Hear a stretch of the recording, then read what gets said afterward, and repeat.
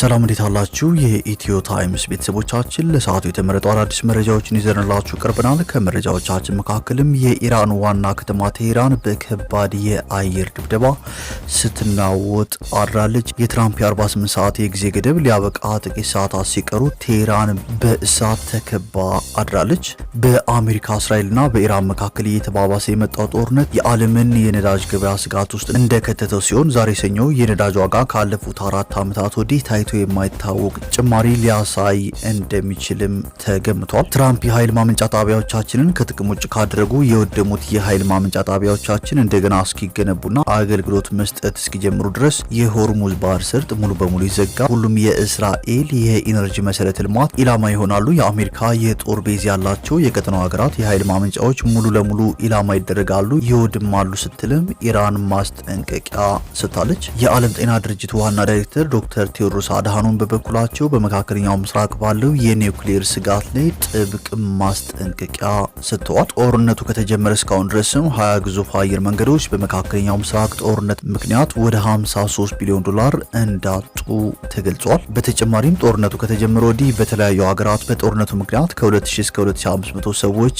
መሞታቸው ተገልጿል። ኢራንም በተለያዩ ከተሞች ጥቃት መፈጸሟን ቀጥላለች። የኤሚሬትስ ራል አል ካይማ ከተማ ነዋሪዎችንም በአስቸኳይ አካባቢውን ለቀው እንዲወጡ ማስጠንቀቂያ በተደጋጋሚ መስጠት ቀጥላለች። እስራኤል በበኩሏ በቴህራን የኒውክሌር ምርምር ማዕከል ላይ ከፍተኛ ጥቃት መሰንዘሯ ታውቋል። በሌላ መረጃ ደግሞ አሜሪካ አዲስ አበባን ጨምሮ በ12 ከተሞች የአደጋና ሰብአዊ ድጋፍ ምላሽ ቀጠናዊ ማዕከላት ልታቋቁም እንደሆነ መረጃ ተሰምቷል። የእስራኤሉ ጠቅላይ ሚኒስትር ቤንያሚን ኔታንያሁ በበኩላቸው ከባድ ምሽት ነበር የሚል መግለጫ ሰጥተዋል። ክቡራትና ክቡራን የኢትዮ ታይምስ ቤተሰቦቻችን ለሰዓቱ የተመረጡ መረጃዎችን እንዲያዘጋጅተንላችኋል። ቻናላችንን ሰብስክራይብ በማድረግ የደወል ምልክቷን በመጫንና መረጃውም ለብዙዎች እንዲዳረስ ላይክ በማድረግ እስከ መጨረሻው አብራችሁን ቆዩ። ፒያሳ ኖር ሸገር ፕሮፐርቲስ 1 ሚሊዮን ቅናሽ የተደረገባቸውን ሱቆች በ2.6 ሚሊዮን ብር ብቻ የማይደገም እድል ይዞልን ብቅ ብለዋል። አስቀድሞ ለማስረከብ ታትሮ የሚሰራው ኖር ሸገር ፕሮፐርቲስ በዚህ ታሪካዊ ስፍራ ላይ ትልቁና ዘመናዊ የገበያ ማዕከል እየገነባ ይገኛል። ከ20 እስከ 145 ካሬ አማራጭ ያላቸውን ሱቆች ከ3.6 ሚሊዮን ብር ሙሉ ክፍያና ከ914 ሺህ ብር ቅድመ ክፍያ ጀምሮ በመሸጥ ላይ እንገኛለን። 100% ለሚከፍሉ ደንበኞቻችን ከ1 ሚሊዮን እስከ 2 ሚሊዮን 300 ሺህ ብር የሚደርስ ቅናሽ አድርገን ከ2.6 ሚሊዮን ብር አጠቃላይ ክፍያ ጀምሮ የሱቅ ባለቤት እያደረግን ነው። ይህ እድል አምልጦት እንዳይቆጩ እንላለን። ለበለጠ መረጃ እንዲሁም ሳይትና ቢሮ ለመጎብኘት በ0912 14 14 64 እና በ0939 65 65 65 ይደውሉ።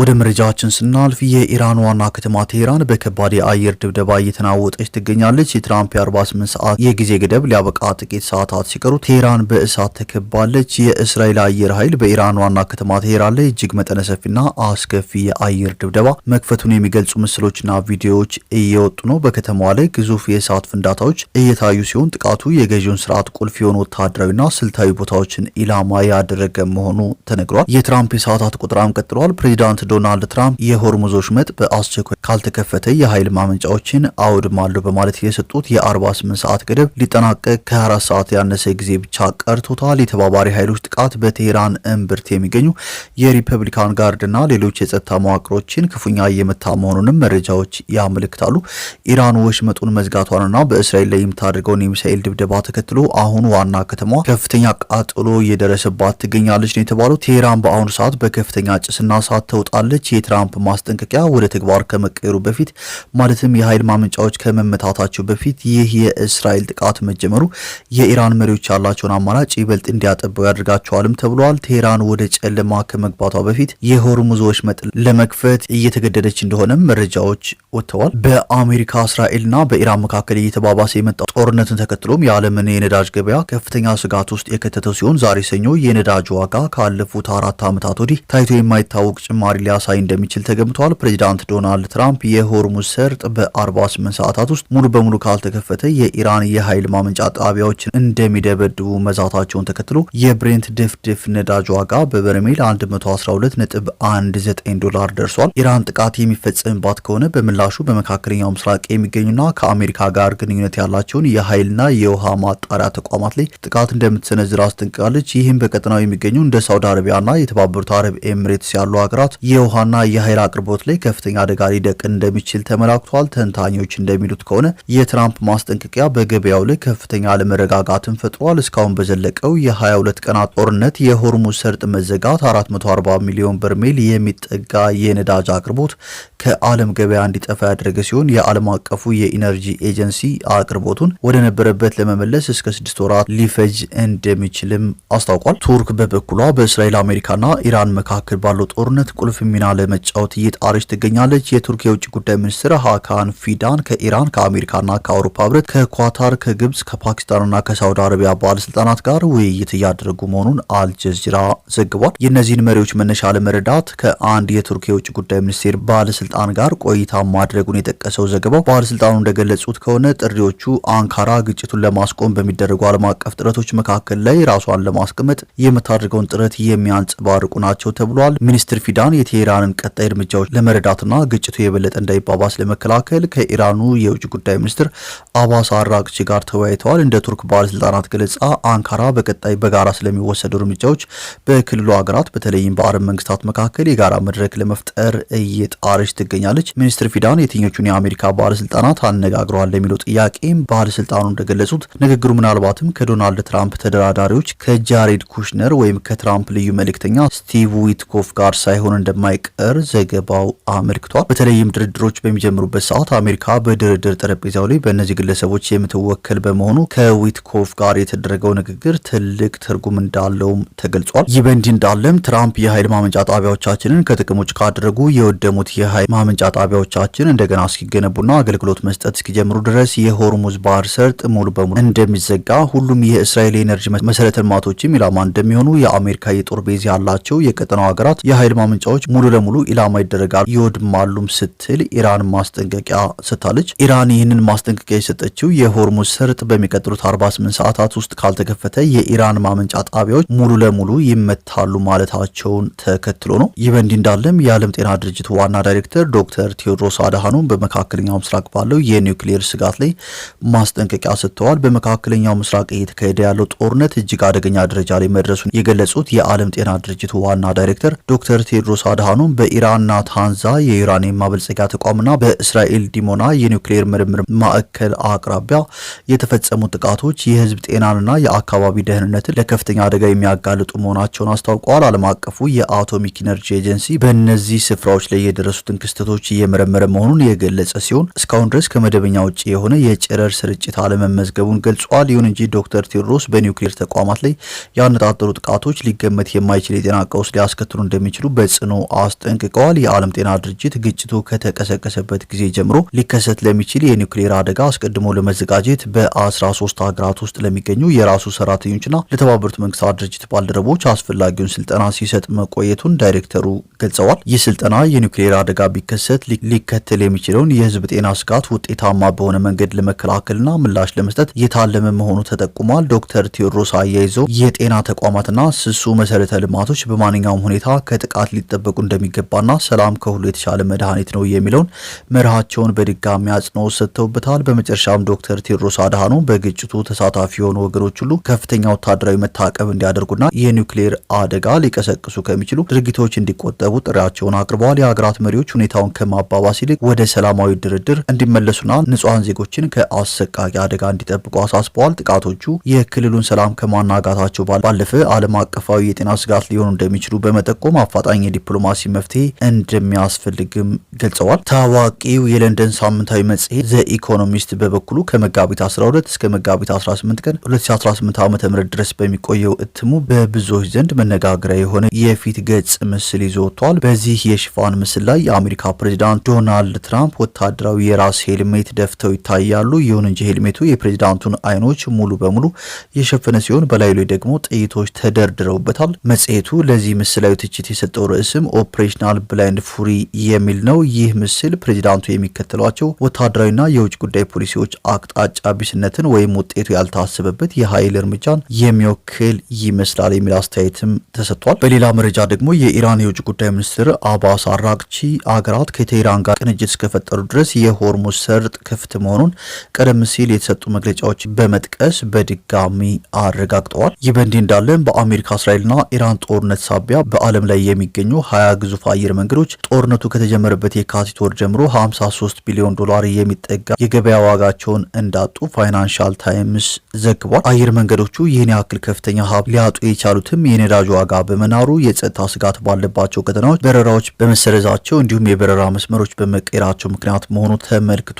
ይህም በዓለም አቀፉ የአቪዬሽን ዘርፍና በኢኮኖሚ እንቅስቃሴ ላይ ከፍተኛ መናጋት እንደፈጠረ ተነግሯል።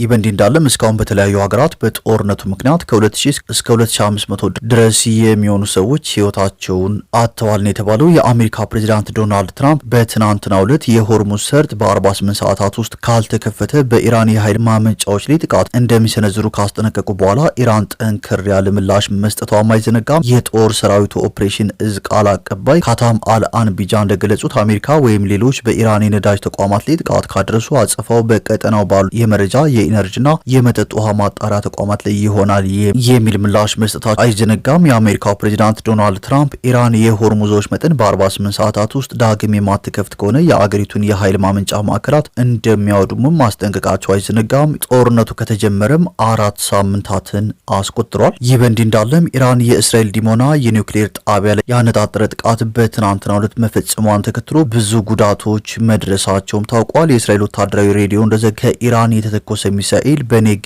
በረሃ በሚገኘውና የዲሞና የኒውክሌር ማዕከል አቅራቢያ የሚገኝን ህንፃ ሙሉ ለሙሉ አውድሟል። ይህ ጥቃት ኢራን ትናንት በናታንዝ የኒውክሌር ማበልጸጊያ ጣቢያዋ ላይ ለደረሰባት ጥቃት የሰጠችው አፋጣኝ ምላሽ ነውም ተብሏል። በአካባቢው ያለው ውጥረት እጅግ የተባባሰ በመምጣቱ እስራኤል በመጪዎቹ ቀናት በኢራን ላይ የታክቲካል ኒውክሌር ጥቃት ልትሰነዝር ትችላለች የሚሉ ስጋቶችም እየተደመጡ ነው። ምንም እንኳን ፕሬዚዳንት ዶናልድ ትራምፕ እስራኤል የኒውክሌር መሳሪያ አትጠቀምም ቢሉም የሚሳኤል ድብደባው ሲበረታባት ልታደርግ እንደምትችልም ተገምቷል።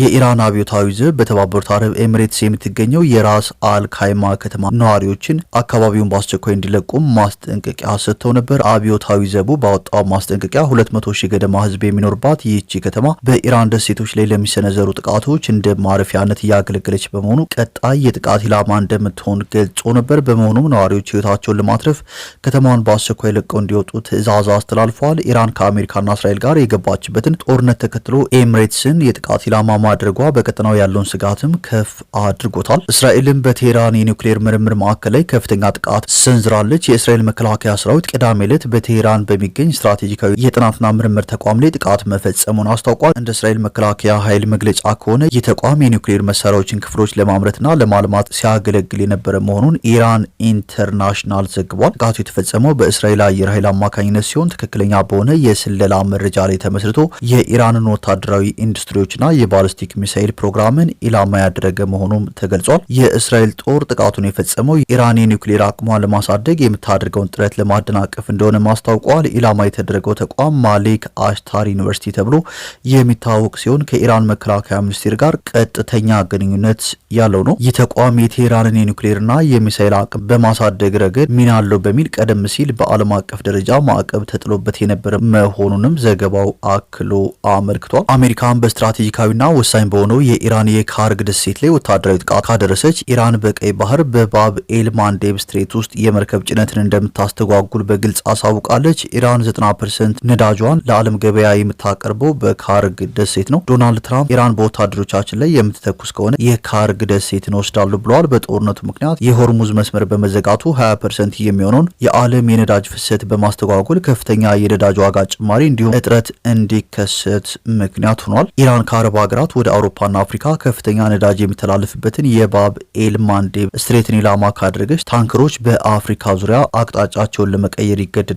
ይህም ተጨማሪ ወጪዎችን፣ መዘግየቶችንና የኢነርጂ ዋጋዎችን በከፍተኛ ሁኔታ ይጨምራል ተብሏል። ሆርሙዝ አስቀድሞ በመዘጋቱ ባብ ኤል ማንዴብን ማጣት በጣም የከፋ ሁኔታ ይፈጥራል። የዓለም የኃይል አቅርቦት ሰንሰለቶችን በእጅጉ ያደቃል። ከፍተኛ የሆነ የነዳጅ ዋጋ ጭማሪም ይኖራል ተብሏል። ኢትዮጵያ የጅቡቲ ወደብን በመጠቀም ወደ ውጭ ኤክስፖርት እንዲሁም ወደ ሀገር ውስጥ ኢምፖርት የምታደርገው 95% ይህንን የባብ ኤል ማንዴብ ሰርጥን በመጠቀም ስለሆነም ለኢትዮጵያ እጅግ አደገኛ ስጋትን ደቅኗል። ይህ በእንዲህ እንዳለም ከትናንት በስቲያ የነበረው ምሽት እጅግ ከባድ ምሽት ነበር ሲሉ የእስራኤሉ ፕሬዝዳንት ቤንያሚን ኔታንያሁ ገልጸዋል። ከትናንት በስቲያ ምሽት የኢራን ሚሳኤል በደቡባዊ እስራኤል ኢላማቸውን መምታታቸውን ተከትሎ ከ50 በላይ ዜጎችም ተጎድተዋል። ይህንን ክስተት ተከትሎ የእስራኤል ጠቅላይ ሚኒስትር ቤንያሚን ኔታንያሁ ጉብኝት ያደረጉ ሲሆን አሁን ላይ ያደረግነው ከሚገኘው ውጊያ ውስጥ ይህ ምሽት በጣም አስቸጋሪ ነበር ብለዋል። ተጎጂዎች በቶሎ እንዲያገግሙ እየተመኘው አስፈላጊውን ድጋፍና ክትትል እንዲደረግ ከሚመለከታቸው አካላት ጋር ተነጋግረናል ያሉ ሲሆን ሁሉም ሰው የሚሰጡ ትዕዛዞችንና መመሪያዎችን እንዲከተል ጥሪ አቅርበዋል። እስራኤል ትናንት የተተኮሱ የኢራን ሚሳኤሎች ለማክሸፍ ሙከራ አድርጋ የነበረ ቢሆንም እንዳልተሳካ አሳውቃለች። ኢራን በበኩሏ የእስራኤል የመከላከል አቅም ተዳክሟል፣ በቀጣይ ለየት ያለ ወታደራዊ ኦፕሬሽን ይቀጥላል ስትልም ገልጻለች። በሌላ መረጃ ደግሞ አሜሪካ አዲስ አበባን ጨምሮ በ12 ከተሞች የአደጋና ሰብአዊ ድጋፍ ምላሽ ቀጠናዊ ማዕከላት ልታቋቁም እንደሆነ ተሰምቷል። የአሜሪካ የውጭ ጉዳይ መስሪያ ቤት ቀደም ሲል ይሰራበት የነበረው የአሜሪካ ዓለም አቀፍ የልማት ኤጀንሲ መፍረሱን ተከትሎ በአዲስ መልክ የአደጋና ሰብአዊ ድጋፍ ምላሽ ቢሮ ተቋቁሟል። በዚህም ቢሮ በዓለም ዙሪያ በ12 ከተሞች ቀጠናዊ ማዕከላትን ያቋቁማል የተባሉት ትናንትና ስራ እንደተጀመረ ይፋ የተደረገውና በሪያን ሽረም የሚመራው ይህ ቢሮ መቀመጫውን በዋሽንግተን ዲሲ አድርጎ 200 ገደማ ሰራተኞች ይኖሩታልም ተብሏል። የዕለት ተዕለት ተግባራቱ በአፍሪካ፣ አውሮፓ፣ ላቲን አሜሪካና እስያ በሚቋቋሙ ማዕከላት አማካኝነት እንደሚከናወኑም ተገልጿል። በዚህም መሰረት በአፍሪካ ውስጥ የኢትዮጵያ መዲና አዲስ አበባን ጨምሮ በኬንያ ናይሮቢና በሴኔጋል ዳካር ማዕከላቱ የሚቋቋሙ ይሆናል ተብሏል። ቢሮ በዋናነት በውጭ ሀገራት ለሚከሰቱ ድንገተኛ አደጋዎችና ከፍተኛ ትኩረት ለሚሹ ውስብስብ ሰብአዊ ሁኔታዎች ምላሽ የማስተባበር ኃላፊነት እንዳለበትም ተገልጿል። በምግብ ዋስትና፣ በአመጋገብ እንዲሁም በረዥም ጊዜ የግብርና ምርምርና ፈጠራ አጋርነቶች ላይ ፖሊሲን መሰረት ያደረገ አመራር እንደሚሰጥም ተገልጿል። የዶናልድ ትራምፕ አስተዳደር የአሜሪካ መንግስት ለበርካታ ዓመታት ሰብአዊ እርዳታ ሲያቀርብበት የቆየውን የአሜሪካ ዓለም አቀፍ የልማት ኤጀንሲ ወይም ዩኤስኤአይዲ በመዘጋቱ ከፍተኛ ትችት ሲቀርብበት ቆይቷል። የአደጋና ሰብአዊ ድጋፍ ምላሽ ጉዳዮች ላይ ብቻ የሚያተኩረው አዲሱ የአሜሪካ ቢሮ ሁሉንም የውጭ እርዳታ ጉዳይ በበላይነት የሚመራ ትልቅ ቢሮ እንደሆነ